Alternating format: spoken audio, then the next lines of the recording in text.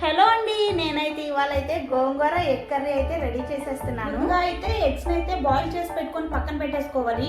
ఇప్పుడు ఆయిల్ పోసి కారం, సాల్ట్, పసుపు వేసి ఆ బాయిల్ చేసి పెట్టుకున్న ఎగ్స్ అయితే అందులో కొంచెం ఫ్రై చేయాలి ఒక 2 మినిట్స్ పాటు. ఒక 2 మినిట్స్ పాటు అయితే ఇలా ఫ్రై చేసి పెట్టుకొని వేరొక ప్లేట్లోకి అయితే తీసి పెట్టేస్తున్నాము.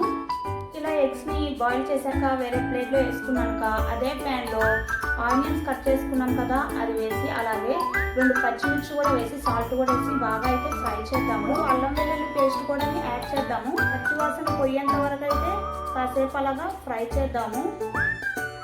కావాల్సినంత కారాన్ని అలాగే పసుపుని సాల్ట్ని కూడా యాడ్ చేసేద్దాము.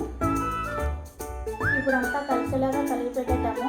ఇప్పుడు ధనియాల పౌడర్, గరం మసాలా, అలాగే ఫ్రై చేసి పెట్టుకొని బాగా దంచి పెట్టుకున్న జీలకర్ర పొడిని కూడా యాడ్ చేసేద్దాము. మళ్ళీ ఇంకొకసారి అంతా కలిసేంత వరకు అయితే కలిపి పెట్టేద్దాము.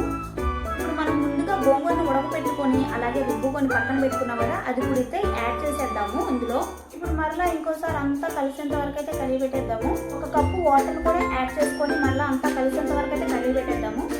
ఇప్పుడు అలాగే ఒక 2 మినిట్స్ పాటు అయితే కుక్ చేద్దాము. బాయిల్ చేసి పెట్టుకున్న ఎగ్స్ పక్కన పెట్టుకున్నాం కదా, అవి ఇప్పుడైతే ఈ గోంగూరలో అయితే యాడ్ చేసేద్దాము.